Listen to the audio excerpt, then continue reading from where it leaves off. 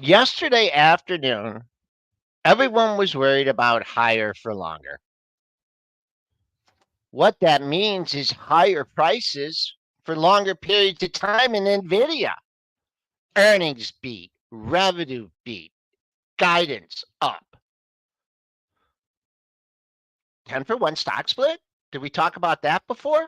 Maybe we got something else to talk about with Nvidia that the street really hasn't started with yet. Snowflake gets a mention. AI Nvidia, that's trading up after its earnings report. Marc Chaikin, 8:15. We got a lot to cover here on Pre-Market Prep.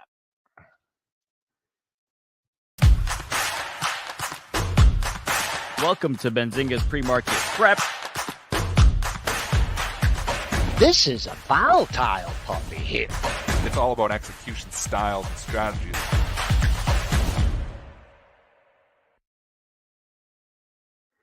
A triple top no longer at 53.50. That will now be support up 36 handles, trading at the highs of the session, 53.64 and a quarter.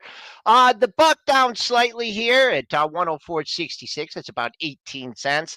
TLT, couple days of consolidation, up 8 cents, 91.78. Crude trying to get back towards 80, up 54 cents, 78.12. Higher for longer. Interest rates not good for gold, down 23 bucks at 23.70. Silver under 31, down 64 cents at 30.85. Bitcoin futures up $465 at 70,280. With Marc Chaikin coming on at 8:15, we're going to bring on AB Triple D. We just got to get to what everyone's talking about, Nvidia. AI to the rescue. That's what we have here. Just did everything, said everything that they needed to say. They blew it away. They did the dividend, and then they did the split. I thought they might do the split. I tweeted it out around 3 o'clock and said to my followers, do they split tonight? Because I was thinking that they might. We knew Jensen Huang was talking with Kramer a couple months ago when he asked. He's like, well, that's something we'll consider. When he said that, I was like, well, they're going to do it. So now the big question, again, let's bring in AB, give us the numbers here, and then we're going to do some full analysis here on NVIDIA. All right, give me 1 second to pull up the numbers. I was just going to say, I mean, this is a case of, kind of this earnings season we've been talking about, where the bar has been for companies heading in. And I don't think there's been a company that had a higher bar than NVIDIA heading in. But it didn't matter because NVIDIA was able to clear that bar. And it kind of reminded me, and you guys can correct me if I'm wrong because I wasn't following the markets as closely back then as I was now. But it kind of reminded me of Apple back in the day when Apple would just beat and deliver on earnings every single quarter. And people would start talking, being like, okay, well, they can't keep this growth up. They're not going to beat earnings again. And then they do again and again and again. And it kind of reminded me of that. Let's see. So we got the numbers here now. NVIDIA reported EPS of $6.12 coming in. That beat the $5.59 estimate. Sales came in at $26.04 billion, beat the $24.64 billion. So significant beat on the sales, kind of slight beat on the EPS. But the numbers were just so strong. I mean, up 23% on the data center revenue from prior quarter. You're just seeing incredible growth in basically all sectors of the business. Yeah, and AI continues just to hum here. I mean, so you get all this, and the big news was probably the 10 for 1 stock split. So you're going to see NVIDIA go from $1,000 to $100. They're going to do this fairly quickly, too. I believe they said, I don't know if I have the date exactly right. I think they said June 6th. So I'm going from my memory, but I heard that. So that's only 2 weeks out. So it's not like they're putting this a couple months out. They're planning on doing this fairly quickly. So the big question, what the media is likely going to talk about here, Chris Catchy, maybe reached out to me this morning, Benzinga, and he's thinking it as well. A Dow Jones Industrial Average inclusion here. I think it's a natural next move. I think they're going to talk about it in the media. You have Intel is one of the 30 in the Dow. I believe that after the split, they will take out Intel and they will put in NVIDIA. June 7th. You were a day off, Dennis. June 7th. June 7th. But to your point, who was there was another company that announced a stock split in the last couple of weeks, and it's like going into effect in October. And it's like, okay, well, like that's so far away. We're talking the markets every day. You have so many headlines that move the market. When you start having a stock split that's like 3 months out, it just leaves my mind, and then we will remember it. We'll remember it in like 2.5 months and be like, oh yeah, there's a stock split coming. That's good. Oh, LRCX. Thank you, Bill. And Chipotle was doing the same thing. Chipotle was doing the exact same thing. You know, they split it and it's still not split. You know, they announced that a couple months ago here. So it's a long time ago. You got to think, though, like, go. Explain to me like I'm 5 or like I'm dumb, which I might be a little bit. Why does it matter if a company enters the Dow? I mean, we talked about how we don't really care about or track the Dow, or it's like, you know, all these like old companies. Like, what is the benefit of a company being included in the Dow Industrial Average? It's just a big 30. And I mean, there is a lot of people who, you know, this is what people quote. Like, I have a buddy, works at the bank, hadn't talked to him in a while. When I hit 40,000, it's like Dow 40,000. I mean, it's what the media likes to talk. It's the big number. Even though professionals look at the S&P, or even, you know, they look at other indices as well, it's still, if you're not in the markets, it's like if you just, you know, passing, you know, and you're a mutual fund investor, it's what you look at. It's the Dow. The reason it's significant that Nvidia is splitting, because the Dow Jones Industrial Average is price weighted. Yep. And they're not going to put $1,000 stock in there for the simple reason it would be too influential on the index itself. So when it comes back down to $100 a share, now it's not a problem, because lots of stocks in there are $100 a share. And so you go, Intel is, you know, the smallest component now in the Dow. Obviously, Intel is the old school of the news, and the Dow Jones Industrial Average does do this. They take out the old stocks, and they do eventually put in, you know, the new ones. They take a long time. They don't often do Dow Jones Industrial Average movements. It's not like they're doing quarterly rebalances, you know, where they're taking out the stock and stock every quarter. You know, the S&P adds is 500 stocks. Is, you know, every quarter they're doing little adjustments and stuff, but Dow Jones Industrial Average does not do that. So it is significant. And I'm going just from my memory, but when they moved CRM in, and they moved 2 other stocks that day, there was 3 that went in, I think 3 that went out. I think it was CRM. I'm just looking through the ones. I can't remember what the other one. Did Apple's not even in the Dow. Microsoft is, but Apple's not, right? Why isn't Apple in there? Oh, Apple's in the Dow. Yes, Apple is in the Dow. Apple is in the Dow? Apple's it's Apple, Amazon, Microsoft are all in there. So okay. Let me see. I was looking at the Apple is in there. Okay. Apple is 3 point. So again, if you want to do weightings, UNH is the biggest component in the Dow because it's price weighted. It's a $520 stock. Goldman Sachs is the second biggest weighting because it's price weighted, and it's 7.71%. Then Microsoft, Caterpillar, Home Depot, and the list goes on. But I think it's a natural, it's an obvious one to swap out Intel for Nvidia. So when CRM went in, it got a 5 or 6% pop. And Chad, help me out. I'm going just from my memory. I don't have StatMan here, so I don't know exactly when these inclusion announcements are announced, how much the stocks go up, but they go up significantly. And I think you see like a 5 or 6% pop in Nvidia when that's announced. And I don't think it's an if. I think it's a when. I don't think they do it like right away. I don't think it's like, oh, June 7th. Okay, June 8th, we're moving them out. I think it's probably something towards the end of the summer, but it's something to look forward to again. And they're going to talk about it, and the media is going to talk about it. So just keep that in mind, you know, when you're out here shorting Nvidia and being bearish on Nvidia. 1, they continue to blow the estimates away. 2, they're doing everything right. 3 is this stock is likely going to go in the Dow probably sometime this summer. All right, I got the full list. At first, I was just looking at the top holdings, and Apple wasn't on there. And I assumed that if Apple was in there, it would have been a top holding. But because it's price weighted, it's not. But this is the full list. So the big tech companies you have in there, you mentioned Amazon, Apple, you know, Cisco's in there. Let's see, Intel, like you said, that's probably the one that might be getting bounced. But when I think of Dow, a semi for a semi, like a chip for a chip. I mean, it just makes so much sense. When I think of Dow, I don't think of like tech stocks. I think of the older, like I think of Dow being more value industrials. And like banks that, you know. So and what I'll say to your point though, Dennis, about people that aren't actively in the market of you know, they focus on the Dow. Sometimes when I'm driving, if I, you know, a lot of times I'll have my phone hooked up and be listening to a podcast or playing music from my phone. But if I'm not, a lot of times I'll just be listening to like NPR. And every time they do the market update, they're like, oh, stocks went higher today. The Dow hit this. And then they're just done. That's all they do is they tell you what the Dow is. And it's what Signs, yeah. people who are outside the market talk about. It's the Dow. It That's always what they makes me. It mention. always It's, makes you me. know, the bankers like mutual funds that quote the Dow. So it still has significance, even though to the professional trading community, it has little significance at all. Outside of the professional trading community in the real world on, you know, Wall Street versus Main Street talks the Dow. So it still has significance. And, you know, why would it pop? Because all those indices that follow, and there still is the DIA, you know, is the biggest one, you know, have Right. to buy the stock when it goes in there. That's the biggest factor. Like if you're tracking this, if you're a mutual fund manager, you're tracking the Dow or the DIA or whatever, and you still haven't bought Nvidia, you're gonna have to buy Nvidia now, right? Because it's one of the actual components. So that's the effect.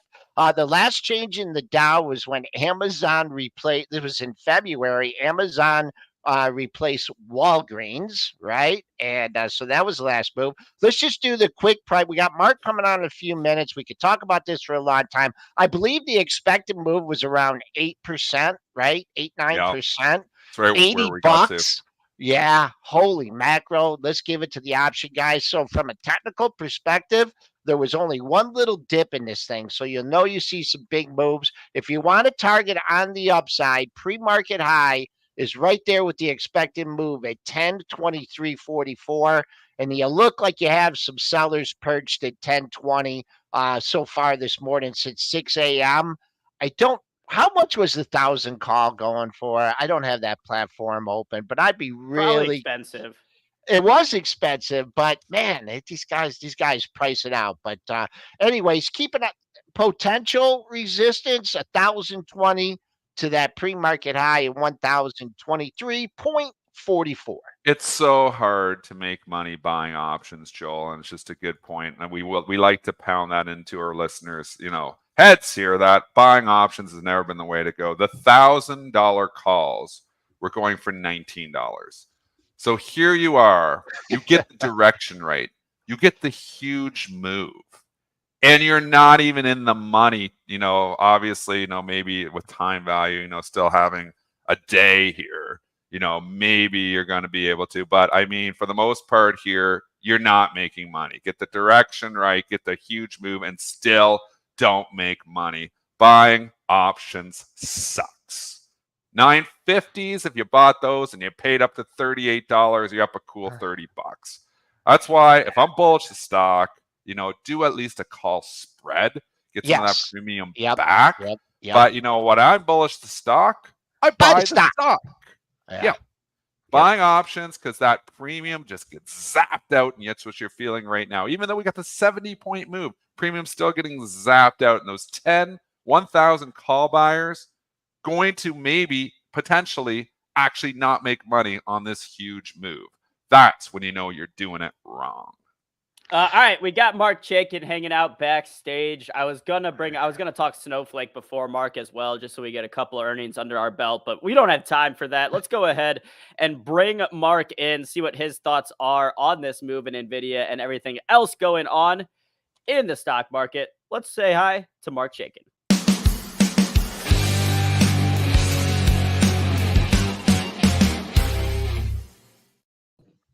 All right, Marc Chaikin of Chaikin Analytics. On a day like today where we have big news in the tech space. Just give us your first takeaways from NVIDIA's earnings yesterday. The beat goes on. This is unbelievable. And not a surprise. What was encouraging, obviously, is the positive guidance. But here's the interesting thing. You know, I've been focused on the 4-year election cycle. It's helped really keep me on the right track for 2 years. And we're entering the sweet spot. And look where we are in the market. We're going to be at 5,400 on the S&P. So the June through year-end period, 16 out of 18 in the last elections, up an average of 10%. But then Merrill Lynch zeroed in a week ago on the sweet spot, which is the 3-month rolling June, July, August period. Since 1928, up 75% of the time, average gain 7.1%. So here we are with the market making new highs. A lot of skeptics out there thinking, you know, bubble or who knows what they're smoking. And we're in a strong position here. And so I think you got to stay bullish. As we get into late August, interestingly, that's going to be your next NVIDIA report, where you may get some sense that the peak is leveling off. And that's typically where you run into a little bit of headwinds in an election year between, say, an August peak and an October low pre-election. So I think you got to stay bullish for the next 3 months. It's hard to just bet against, NVIDIA, and hard to bet against AI. I mean, it's one thing to chase, these meme stock bubbles that aren't driven by fundamentals, but Mark, this NVIDIA rally has been driven completely by fundamentals. I mean, the bloody thing isn't even trading with much more. Like you think, like a lot of these moves are usually multiple expansion, but the stocks went from 600 to 1,000. The P stays the same because they just keep growing the earnings. It's all earnings expansion. And I mean, I don't know, maybe this pull forward, but it's been an incredible, I don't think I've ever seen a company grow earnings as quickly as NVIDIA is doing it. And revenue. I mean, I've seen earnings because you can goose earnings, obviously, with accounting tricks, but the revenue is up 260%, up 300%, quarter over quarter, year over year. There's an arms race going on. If you look at all the announcements coming out of Google, Apple, Meta, the Chinese companies, there's a real arms race going on in terms of building the best ChatGPT-like engine. And that requires chips. It's awesome. And, don't forget my real favorite sleeper in here, Qualcomm. I think we talked about it last time. They're putting AI into handheld devices. And then lo and behold, Microsoft announces a deal with them earlier in the week, where they're going to use the Qualcomm ARM chips in an AI computer, a Microsoft AI computer. So Qualcomm is, I hate to call it the baby NVIDIA because they've been around a hell of a lot of time and providing chips for phones, but that's not where the growth potential is in Qualcomm. And that made a new high yesterday. Not quite as dramatic, but trading up around 104. So I think that the key here is zeroing in on where you want to look for opportunities. And there was an interesting pattern. I'm sure you guys talked about it when VIX dropped under 12, just briefly. And when VIX drops like that, very bullish for the market. Obviously, people who were left behind and had protection on suddenly don't need it or think they don't need it. The two industry groups that benefit the most when you get that reversal pattern in VIX, tech and industrials, with a little bit of energy thrown in. And that's where I'm looking for opportunities right now. The guys who cool the data centers. Now that's become a slightly overused theme right now, but stock I've talked about on here, Comfort Systems, symbol FIX. Air conditioning units for data centers, among other things. VRT, which feels a little overextended. Yeah. Well, they all have. I mean, look at First Solar. Look at the move in First Solar the last 2 days. What was that? It was back-to-back upgrades, Dennis. Back-to-back price increases. But real quick, before we go into that, this is one of my favorite tools on Benzinga Pro, and it's just, I like to, you look at it and look at the revenue growth just since a year ago. A year ago, they made $6 billion in the quarter. They made $26 billion. I know Apple increased its revenue, very quickly too. But look at that. I mean, that's just some exponential growth here. Also, I mean, the EPS for that same quarter, they made 51. Going back, they made $1.36. They made 6.12. I mean, these are the kind of same thing. And you go to Apple, take a look at that, and the revenue growth is stumbled a little bit. But it's just if when you take a look at it, just like visually, when you look at these stocks, and we try and talk about fundamentals. So I just wanted to show that real quick. But Mark, go ahead with that. Let's extend that theme out. It's not NVIDIA. I mean, NVIDIA is obviously a horse you can ride. it's who's buying the chips from them, and then who's cooling the data centers and cooling the I think it was Apple, I'm not sure, but one of the big names repurposed an old AOL data center in Fairfax, Virginia, which used to be the heart of communications in America back in the aughts. And what are they doing? They're building data centers. They're building centers to support people who want to use AI. So I think it's, as I said a couple of weeks ago, and by the way, on May 13th, I turned even more bullish right after our call. I raised my targets on the S&P year end to 5,600 to 6,000. So really feeling like this market has legs, and we're going to be a lot higher, guys. What about copper? I mean, there's so many plays. Like, that's the NAI trade too. Like, you don't think of copper as AI, but it is. All the wiring, and I mean, copper obviously sold off, yesterday. But I mean, it's been running here too. Like, maybe that's a dip you want to buy too, because if this AI boom continues, you got to think copper benefits from it as well. Absolutely. I think it sold off yesterday when someone gave out with a report that China had plenty of copper, because they're a big consumer. But I agree with you. You got to buy the dips in copper. And again, these industrial companies, Eaton Corp, ETN, great chart. They're using AI to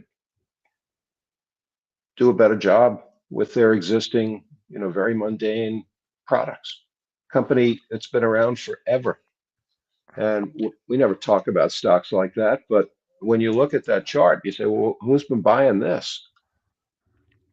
Cheating eating is what we used to call it over at the Bright office. But Mark, I just want to just real quickly get away from the earnings for a second.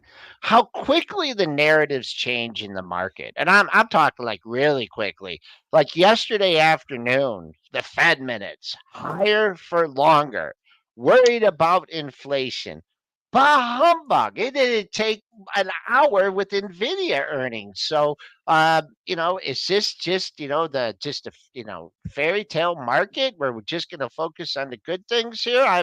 Where you at? Where you at on that news? And well, no one cares about it today. The Fed news was old news. First of all, there's absolutely nothing new in that, and the machines jumped on it. You got to factor in the algorithm effect. The machines jumped on the higher for longer meme, and it was almost comical because you could see the close coming as we got closer to 4 o'clock, and Nvidia's report.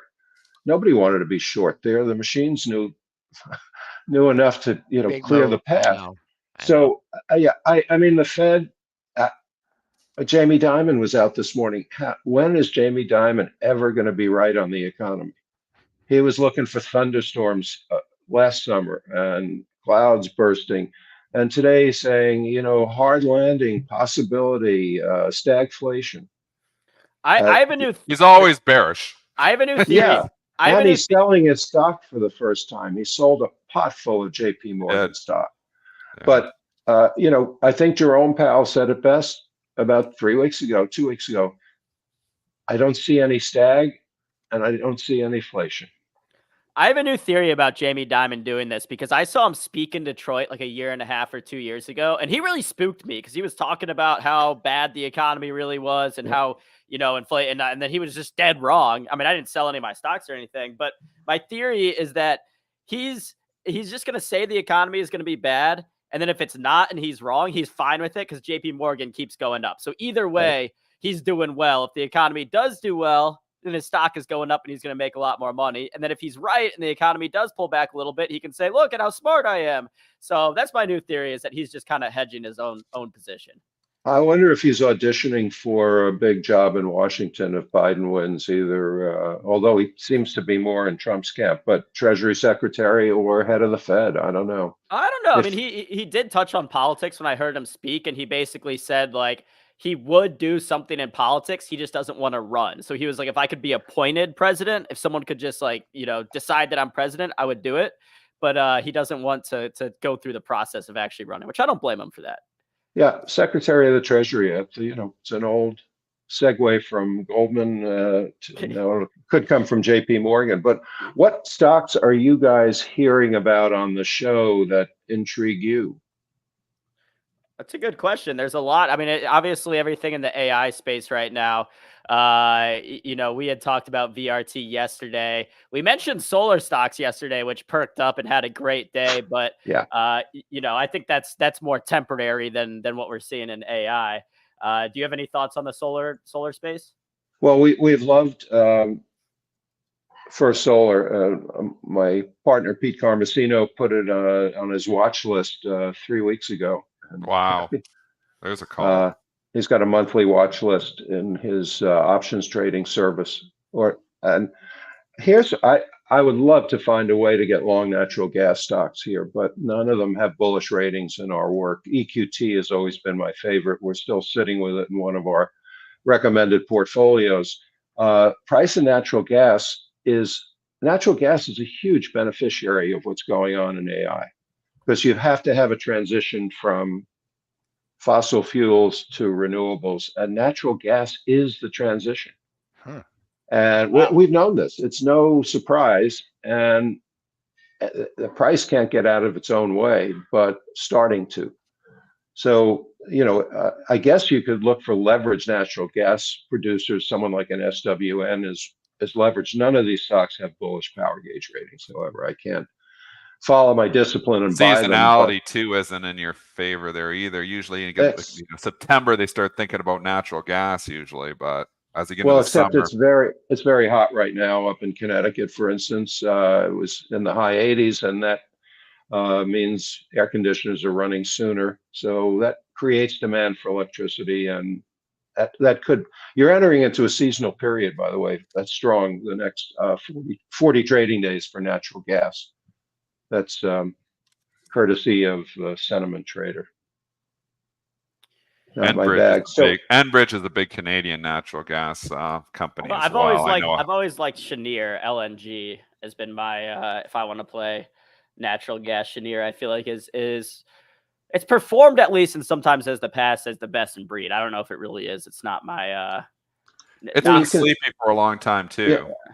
Well, it's with good reason. Look what the price of natural gas is. But it's got a bearish rating in Chaikin, underperforming the market. You can see it on the chart. It's in that ugly base area where nobody wants it. You're not really seeing any accumulation. Chaikin money flow has been negative since November. So you're talking about a full 6 months of selling pressure on the stock. So they'll have their day. We got stopped out of a position in EOG following our discipline. That's got some of the best fundamentals in the natural gas business, but you can see from the chart that it's just it's a tough stock to own. It's moving with oil too. Oil obviously is showing a little bit of recent weakness.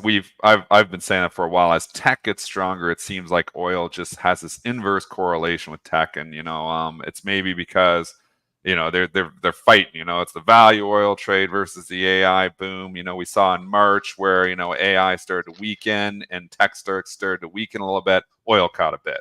And I don't think it's coincidence that, now that AI and the Qs and Nvidia is all coming back to all-time highs, that oil starts to show some weakness. It's funny how it trades. Fundamentally, it doesn't really make any sense. But from a technical perspective, we've just seen this negative correlation between oil and tech stocks. Dennis, the chat's alerting you here. We just had some jobless they came in slightly light. 215,000 jobless claims versus 220,000 estimated. So pretty much in line, but 5,000 less than the expectations. Continuing jobless claims came in at 1.79 million versus 1.78 million prior. So again, pretty much all in line. I'd be surprised if we were really moving. We're not moving. This number. Yeah. No, they're barely ticking. So, Mark, another thing I was going to ask about, because I remember a few quarters ago when you had the puts on Restoration Hardware, RH. This week we got earnings from Target and from not from Lululemon, but we had some news from Lululemon. TJ. Yeah, and weakness in the stock. Is it? Do you see? Is it concerning to you at all? Like, does it look like that some wealthy consumers are kind of pulling back, or maybe trading down and spending less money? Is that concerning to the overall economy for you? I think it is, and it's part of the Goldilocks scenario. If the economy gets too soft, then the Fed's definitely going to cut rates, and that could happen in the fourth quarter or even be right before the election. So, I think you never want to say, you can put your protection down or let your guard down, but bad is good too, because we've benefited from a very strong consumer. They've now run through their savings. That's a big red flag for people, but now you're actually starting to see it. I think what's going to happen is that you're going to see price cutting, and you already started to see it. The big inflation, you pointed it out on your blog or Twitter post, Dennis. McDonald's. Look at the menu inflation in McDonald's. Crazy. Nice post, by the way. Yeah, and looking, at the technicals, No, I'm you're assuming. supposed to say thank you, not yeah. Come on. Thank you, Mark. Thank you. I do appreciate the nice compliment. McDonald's, is this a negative? How's this looking? Oh, this got to be negative in the power gotta gauge. be negative. It's negative. Let me see what the power gauge. I haven't been bring up the It's power probably the power gauge. You probably need to plug It's it in. bearish. To get the No, reading it's on this bearish. one. Well, but Because they it's just throw out everything and just get the power gauge because it just knows. The power gauge is pretty damn good. it certainly points you in the right direction. Thank you. But once you overlay the technicals on the power gauge, you got to. That's what we preach. I've been preaching it for in this iteration since 2010. So 14 years. It's a good long run, and Benzinga has been a part of that, which is fun.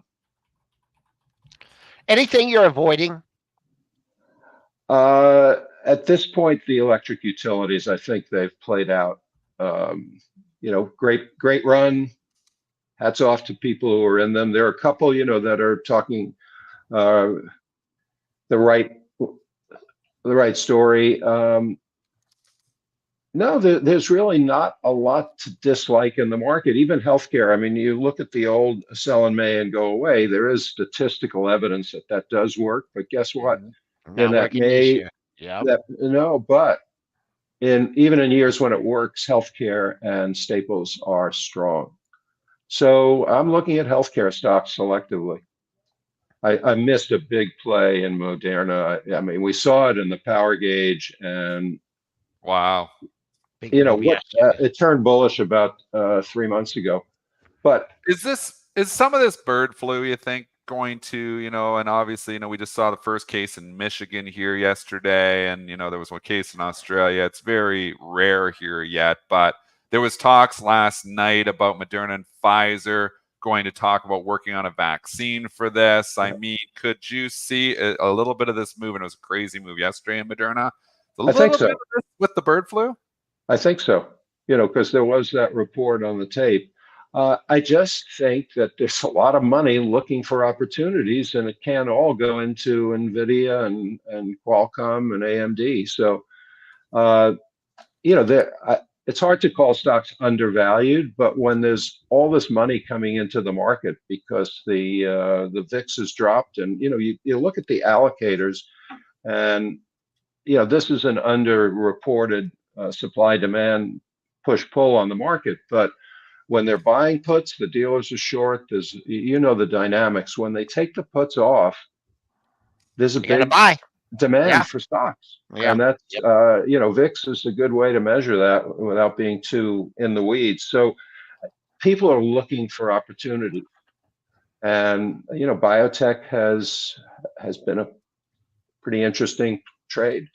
But you can't buy these spikes. Obviously, that's the horse is out of the barn. But stocks will pull back, and there'll be a new First Solar. There'll be a new Moderna. You just have to have a good be patient. process. Be patient in this be market. Patient. Yeah. All right, Mark. We're gonna let you go here. We've had Marc Chaikin of Chaikin Analytics joins our show every 2 weeks, giving us his fundamental, technical, and just being around Wall Street for a long time perspective on the markets. Mark, we really appreciate it. And maybe we'll get you into the Motor City here soon. I know you like to travel, but maybe we'll get you in. That would be great. We'll get you in for a visit here. Okay, Mark, thank you very much. Be well. Have a happy Memorial Day weekend. Okay. Thank you, Mark. very much. Talk soon. All right, guys, that was Marc Chaikin again from Chaikin Analytics. If you want to check out more, always great to catch up with Mark. So we hit on a lot of the stuff that was on my list yesterday, or on my list today. So we had, Moderna, we had solar stocks. One thing we haven't talked about yet. Let's talk about the pullback in Baba here, because Baba is one of these stocks that we talked about this. Has just been unable to hang on to any sort of sustained rally. It looked like it was the darling of Wall Street a week ago. Tepper, everyone was in it. Oh my God, we all got to buy Baba, and then boom, they just pull the rug from you, bring us from 90 back down to 80. I mean, is this a buying opportunity? And rewind the tape to what we said 4 days ago when it was 90. And I said, this is a stock you never chase. It always gives you another chance. And here it is, that chance. I think you're a buyer at 80.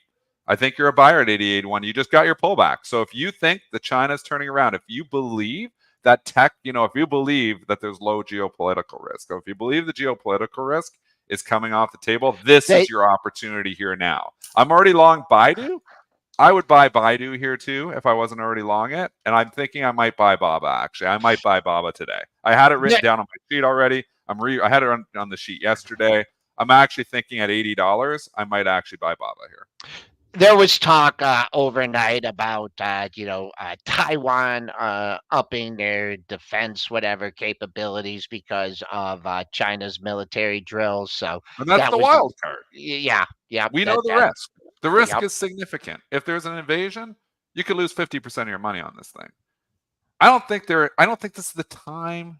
Here we are. Do they want to do it right now? I just don't see the geopolitical risk very high, and that's why I think you got a window here. Do I think they eventually invade Taiwan? I do. I don't think it's coming anytime soon.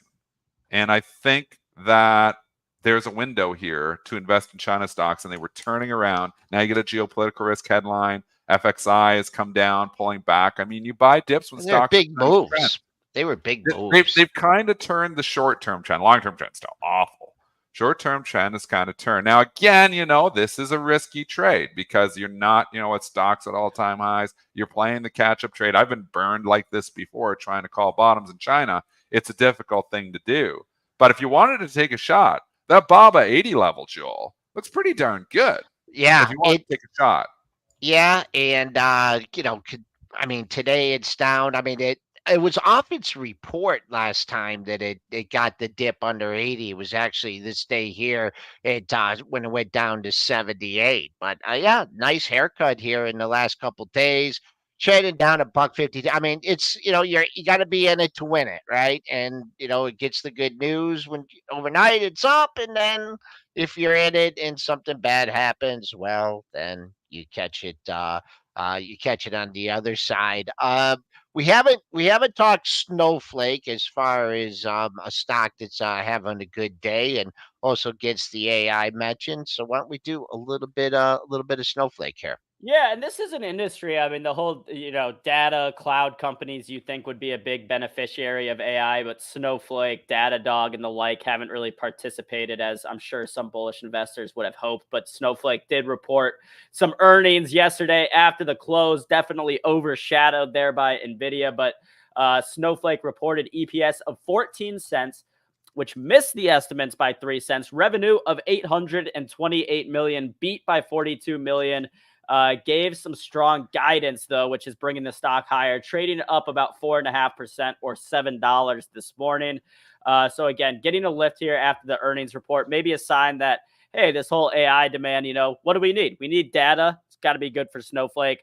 But to me, it's just worrisome that these stocks haven't really broken out or performed that well with all this boom going on the past couple of years. Wow. What are the algos doing, Joel? Don't look at that colored candle. Look at the line. I know. This thing went to 185 almost on the print. What are they doing? The algos just are insane. And I don't know who runs these news algos, but liquidity and news algo writers. When you have an event and an earnings event going to happen, liquidity gets zapped away ahead of that event. And if you're just ripping offers as hard as you can, there's a high likelihood that you might rip too high. 184. That's crazy. The stock's just been in an eternal downtrend here for a while. I mean, it's been ugly for Snowflake here. Even if you go out to the monthlies here, 400 and some odd dollars, 429 back in 2021. Then we hit 400 again in 2020, end of 2021. And we kind of been straight down ever since. This is bag holder central here. So don't chase something up $25 or $22. It was a good report. It was fine. But there's bag holders all over the place in this stock. And as hard as it is for China to rally because there's bag holders all over the place, BABA doesn't trade at what's the multiple on Snowflake? Last time I looked, Probably it's pretty just high. absolutely Yeah, ridiculous. it's pretty Like, high. oh, I mean, no, one other it's thing when you're digging for I'm going that, low. one other thing to keep them, there are bag holders in this stock. I mean, even 230 over 230 in margin for the last report, but you also have the non-bag holders, and you have the people that are just doing this accumulation here. Let's say between 150 and 160. They're not waiting for this stock to go back to 200, 210, 220. They're just looking for a pop. They're just looking for something. Hey, they're buying a stock in a downtrend, accumulating it. Maybe it gets a pop off earnings. 180's their target, and they probably couldn't get the stock out there enough. So it's not only the overhead supply and something that like you're dealing with. You're dealing with the people that have a cost basis that's so much lower that could care less about this stock ever going back to 190 or 200. So that's one dynamic. I definitely got to change the wicks here. Hard to identify resistance when you have this kind of move now, but we talk about like don't chase over the next 3, 4, 5 days or whatever. If you drift back down to the 165, 166 area, that's where you broke out from. There you go. Then your old resistance, new support here.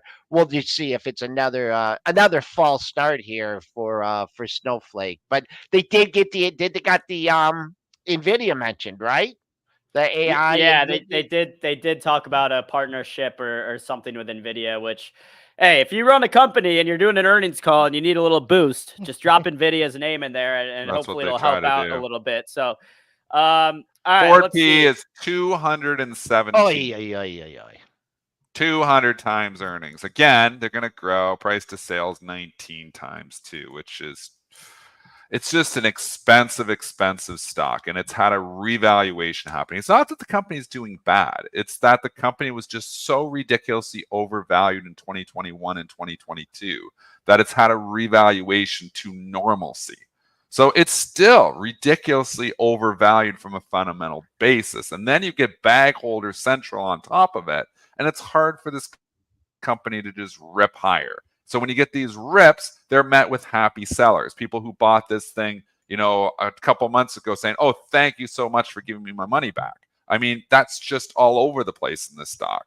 It's a difficult climb back. So when you see a 22-point rip on, and quite frankly, the revenue was fine, but the EPS missed. I mean, it just seemed like a way overdone move. I do see HubSpot moving this morning up about 2%. It looks like, I can't tell by the wording of these headlines, but it looks like Google is closing in on acquiring HubSpot. But again, I can't tell by the wording if it's like an official. It says We've Google, heard this so not many official. times. Not And official. I've been going long HubSpot on the weekends. I've been long HubSpot the last 2 weekends, hoping that the announcements, because usually it gets announced on a Monday. So I've been calling it the HubSpot, weekend trade. I've been long HubSpot every weekend for like the last 3 weekends, hoping, come on, Monday morning, come on, give me, a merger here. And now I don't know, it's up here this morning again, more rumors still flying. I think where there's smoke, there's fire here, though. I do think Google might actually buy HubSpot here. Again, if any company can buy HubSpot, it's a huge company. It's a company the size of Google, because you're When's talking, the last time a Google's bought $31 somebody? billion company. They do. They have in the past. They do. They don't usually buy something that's big. Like, this is a big company, but Google is so massive now that they can actually do it. So I was going to say Google's acquisition of YouTube goes down as like one of the best acquisitions in the last 2 decades, because they bought Google, YouTube for cheap, for like $1 billion, and now YouTube brings in $1 billion a day. $1 billion, yeah. Basically, I mean, thanks to our show. I mean, all the ads we got playing on here. So, no, yeah, I think Google's pretty choosy here with who they go out and acquire because, you know, they have obviously they have this search engine moat, but then they have their hands in all these different parts. But now so many companies use Google for stuff that I think it would make sense to integrate HubSpot's, you know, tools and stuff with Google. Michael Nathanson recently said that if YouTube was a public company, it could be worth as much as $400 billion. 400 billion. I don't think that's a crazy number with the amount of money that they bring in. He was just doing analysis there. So just to give you an idea of how good that acquisition. They bought it in 2006 for 1.65 billion. Michael Nathan says it could be worth 400 billion. You know it's worth a lot. I don't know, 400 billion may be an overreach, but wow. You know, what a buy. They've done very well with some of these buys before. I do think they might buy HubSpot. So I keep playing it. I don't think it get announced, but I keep buying it on Friday night and hoping on Monday morning that the M&A fairy is going to drop a whole bunch of money on Triple D, but has not happened yet. I've tried 3 weekends in a row. I'll probably try it again. With the Google, I mean, they have the platform, right? They have the fixed costs, and what are they paying for content? And they're taking a 30% cut plus some of the ad revenue. I mean, you have a fixed cost, right, for whatever the platform is. You're paying zero for content, right? Because people like us are creating the content. I mean, it's one smart. Yeah, one what was it like? Yahoo had an opportunity to buy Google for like, you know, not that much money, and they didn't. And you look back on some of these missed. You look back on the best acquisitions, then some of the missed ones. And there was something with Yahoo and Google where Yahoo could have bought Google and decided not to, and then, you know, that kind of right. I don't even know what it is. I mean, there's still Yahoo Finance, but I don't really know like you don't hear about Yahoo much anymore. The fantasy sports is really good on Yahoo. We've used the fantasy sports for years, so Yahoo does have some products that are pretty darn good. But I mean, they were in the pole position in search, and then Google came in and just made search better, and Google became a verb, and the rest is history. You know, we had Lycos and. You know, what were the other? There was like the big four, Excite and Lycos. Lycos, yep. And then there was another one, and Yahoo was the biggest back then. But then Google came in. It's like, oh, here we go, another search engine. But you know what? They just perfected it. They were just better. Yahoo had a chance to buy Google for $1 million. Larry Page and Sergey I buy Google Brin. for $1 million. Yeah, I know Joel like coming to that one too. No, remember back in the day, like Yahoo used to be the place you could go to on the homepage for like every, you know, on the sidebar you would see like your sports. I remember using it for like movie times at the movie theater. Like it was just like the homepage of the internet, and then they let it go. But let's move on from that. So a lot of times you get these kind of storied stock, you know, stocks that have a story. They feel like they're just going up every day until eventually that stops. And it seems like the ride that we've been on with Elf has slowed down here and actually come to a grinding halt. So Elf has been a darling in the cosmetic space. Elf and Ulta really, I mean, the past few years have just been incredible. But Elf reported earnings last night, came in, and the numbers. So EPS came in at 53 cents, which beat by 20 cents. Revenue of 320 million, beat by 28 million. The stock traded lower. Looks like we're getting a little bounce though back this morning. Yeah, I mean, so Elf went from $222 a few months ago in March. So we're talking about less than 3 months ago, all the way down to $150, and now it's coming back up to above 160. So again, like this stock was basically just on a rocket ship up, had no pullbacks, and then now has come $60 off its highs. Oh, what about the after hours low of 135.07? Wow, that's down. It was down $20 last night. Kind of like Take Two. Remember Take Two on its report there too, Joel? Same thing, was down $20 on its report, and then they bought it back and it came back. One thing is Elf Beauty just has that street love. Like it's been such a name for a while here now. It's got the Kramer love usually. I don't know if he's still loving it or not because it's coming down. He starts to get bear stocks when they go down.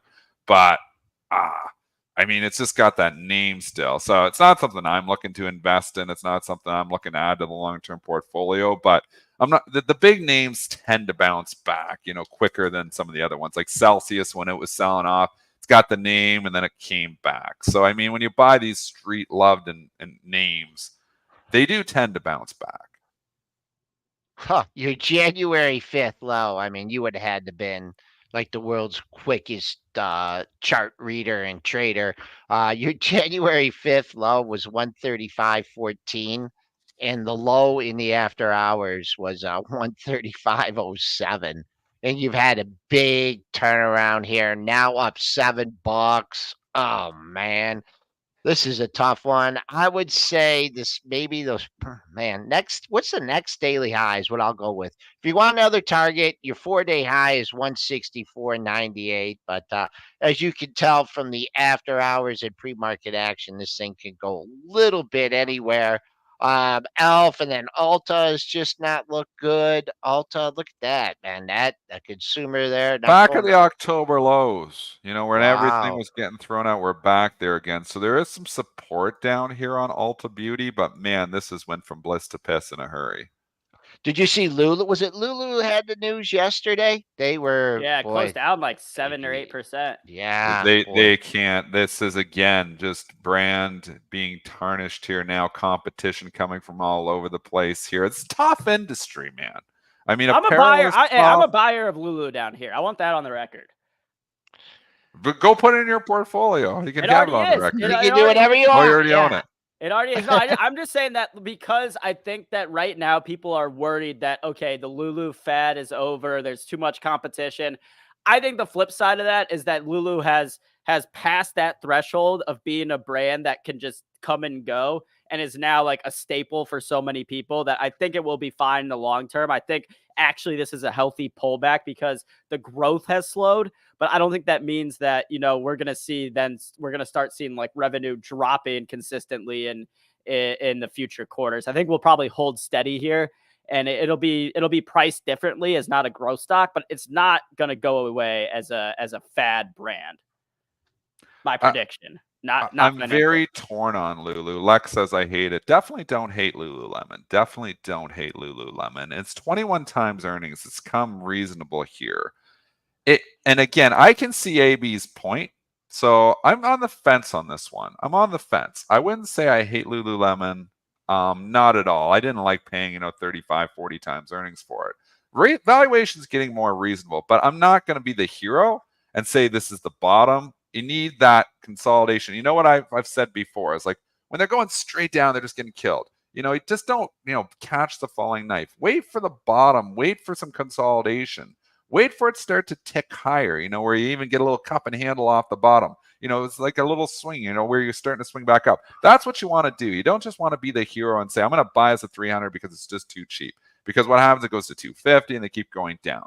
Wait till you see some strength. Brian Shannon, fantastic follow on Twitter. He always says, buy the strength after the dip. And that's a great, point to make here.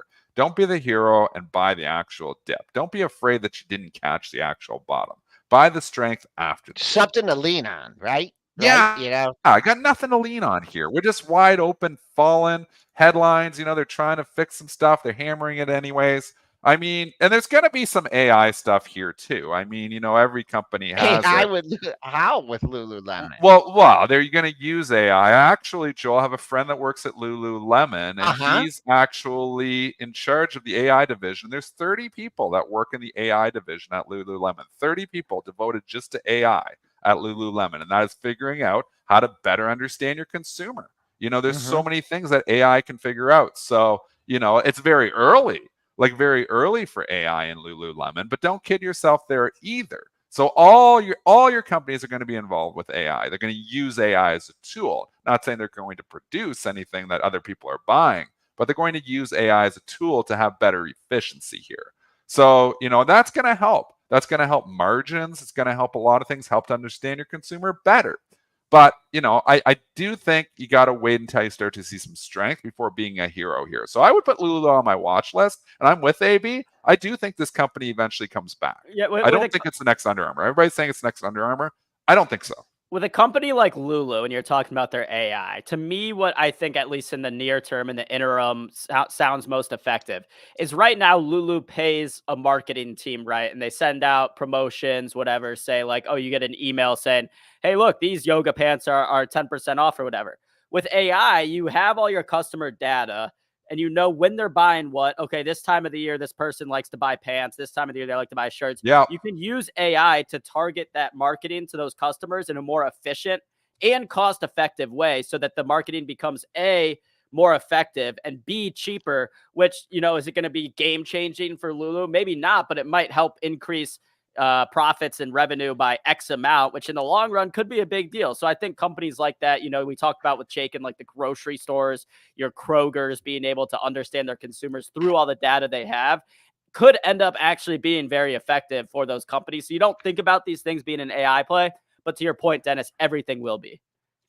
I think with Lululemon, I think they need some good old financial engineering. They got rid of their chief product officer. I don't know, how many stores they've opened or how many stores they closed, but I could see the stock, whatever continuing, and then all of a sudden, cost cutting moves. Well, they already changed someone in the C-suite, but something that like, okay, now we know our revenue is not growing anymore, but we still have good revenue. To your point, how can we be more efficient? And they got a lot of stores, and they have a ton of people working in those stores too. And I will say they're all very nice young ladies. So, but cost cutting, bring it down. You know what your revenue is? Well, bring the costs down. So I think that. Also, I just wanted to note, this has had one 4-month losing streak, and this was back in late 21. Came down. It did have some tops. It's been lower in 4 out of the last 5 months. So, keep an eye on your monthly closes. It looks like this May close is, right now, if all things stay the same, going to be around, 300. Well, we still have about a week left, but let's see if it can break that, that monthly trend, 3 months in a row. Keep an eye on that closing price. Maybe get a couple lows in the same area for Lululemon. But that's also, you mentioned competition. Viore, very good stuff, a little bit cheaper. Cool brands. There's a lot of competition. I thought A lot Viore of was competition. expensive. All right, we've talked Nvidia, we've talked Snowflake, we've talked all the market stories. Now let's get to the important stuff. Dennis, tonight, do you know what's happening tonight? Yeah, it's 8:30, game 1, Dallas, Edmonton. You betting on it, AB? So here's what I was going to say. So last night I hit a big, not a huge, but I hit a parlay on some baseball games because I'll see these lines with the baseball games where it's like the Diamondbacks yesterday were plus 250 because they're playing the Dodgers, and the Dodgers are the best team in baseball. But it's baseball. Any team can win. So yeah, baseball, any team wins. I had a parlay with the Rockies money line and Diamondbacks. I don't know if this will be able to come up on the screen, but it was like $100. Blow it up bigger. Can you blow it up bigger? Let's see. I don't know if let's see. It was Rockies and Diamondbacks both won. It was like $111 to win 500. So now I have $600 in my account. I pulled 300 out. So now I'm playing with house money. So I want to make some more, sports investments tonight with the remaining money that I have in my account. Are the Oilers favorited tonight? I assume it's really close. You can bring it up. It's really close. So I think Dallas will be favored tonight because Dallas is the home team. It's really close. So Dallas is favored. Dallas is favored overall, and Dallas will be favored tonight. Can Edmonton come up, upset them? I mean, Oilers are going to play well. The Oilers will outplay Dallas. I'll say it right now, but the goaltending situation is why Dallas has the edge, because Edmonton's goalie Skinner is not very good, and Ottinger is awesome for Dallas. He's one of the best. So, I mean, that's where Edmonton potentially loses this series. It won't be on the play. McDavid Draisaitl will do their thing. Oilers defense is actually a lot better than people give them credit for, but the goaltending is atrocious. So Skinner can be average. Edmonton wins. That's all they need is average. 900. Skinner is 900. They win the game, and they win the series if he can go 900. I don't know if he can do it. I don't know what you think about this, Dennis. So because the Oilers, they're slight underdogs. It's plus 110 money line. But if you take the puck spread plus 1.5, it goes to minus 225. What I might do is take an alternate line Oilers minus 1.5, because if they're winning by one goal, then you have the opportunity to get an empty netter. So sometimes I like doing that is I'll take the underdog and then actually do the minus 1.5 for the underdog, because you can get a really good line on that. Because if they think the game's going to be close, then there's a decent chance that Oilers end up winning by more than one goal. But I know you probably won't. If the Oilers win, they often win by more than one goal. If you're going to bet the Oilers to win, I'm with you. Bet them more than one goal. Yeah, that's a good risk reward. Edmonton, every series will have a game they just beat you 5-1.